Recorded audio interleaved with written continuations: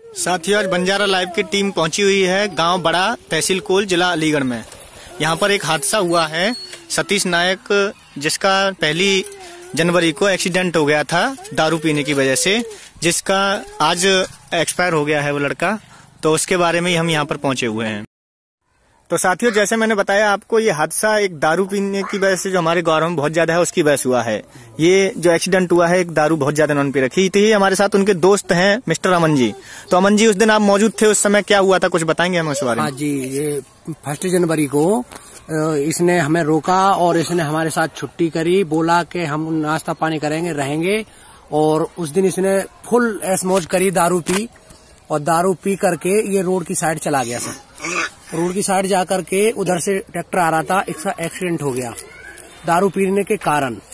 हम ये कह रहे हैं सब ग्वार भाइयों को, क्या संदेश देना चाह रहे हैं सभी ग्वारों में? हाँ, ये देना चाह रहे हैं सर कि जो भी हम परदेश में रहते हैं, अपने बच्चों को छोड़ के, अपने घर परिवार को छोड़ के, हम सुरक्षित रहें, अपने हिसाब से रहें, अपने कंट्रोल में रहें।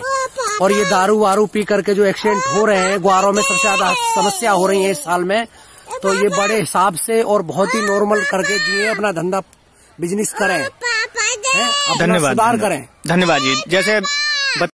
जैसे हम पहलू पर नजर डाल रहे हैं कि ये इसके 4 बच्चे हैं। अब दारू पीने की वजह से इतना बड़ा हादसा हो गया है, 4 बच्चे कैसे आगे जिंदगी जिएंगे? तो सबसे पहली अपील यही है मेरी कि ग्वारों में इस नशे को बिल्कुल खत्म करें, और बाई चांस इसको धीरे धीरे करके खत्म कर सकते हैं। और व्यक्ति चाहे तो इसको खुद अगर चाहे तो खत्म कर सकता है, ऐसा नहीं है। जो एक बार व्यक्ति ठान ले वो कर सकता है। दूसरा, मैं एक जरूरी पहलू पर और नजर डालना चाहूंगा कि जैसे ये पढ़ा लिखे नहीं है, इसकी वाइफ जो है पढ़ी लिखी नहीं है, गरीब लोग हैं, तो जिंदगी आगे कैसे गुजारा करेंगे ये लोग? यही मैं इसीलिए मैं कहता हूँ, अपनी बेटियों को सबसे ज्यादा हमें इसीलिए पढ़ाना चाहिए। मैं छोटा सा जिक्र करूंगा, जैसे मेरी एक बहन है सुनीता देवी, वो पढ़ी लिखी हैं, बच्चे को अपने को बहुत अच्छे से पढ़ा रही हैं, और इतना समझदार हैं कि वो हमारे आगे कभी थोड़ा सा दुखी भी नहीं होती। जबकि मुझे पता है कि वो अपने आप में बहुत परेशान भी रहती हैं, दुखी रहती हैं, लेकिन हमारे सामने दुखी नहीं होती, क्योंकि वो समझदार हैं, पढ़ी लिखी हैं। मेरी एक दूसरी बहन है, वो पढ़ी लिखी नहीं है, उनके दोनों के साथ यही दिक्कत हुई है। मेरी जीजाजी नहीं है, तो दोनों के साथ यही दिक्कत। दूसरी बहन है, वो पढ़ी लिखी नहीं है, तो उनके लाइफ जो है बहुत स्ट्रगल कर रही है वो।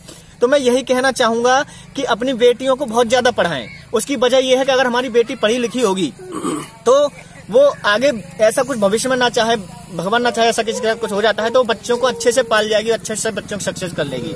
लेकिन अगर बेटी पढ़ी लिखी नहीं होगी तो उसकी जिंदगी, उसके बच्चे सब बेकार हो जाता है, सब बर्बाद हो जाता है। अब वही देखो, सतीश के 4 बच्चे हैं, 2 बेटा हैं, 2 बेटियां। आगे कैसे इसके अभी छोटे छोटे बच्चे हैं, कैसे जिंदगियां चलेंगी, कैसे ये लोग रहेंगे, जिएंगे?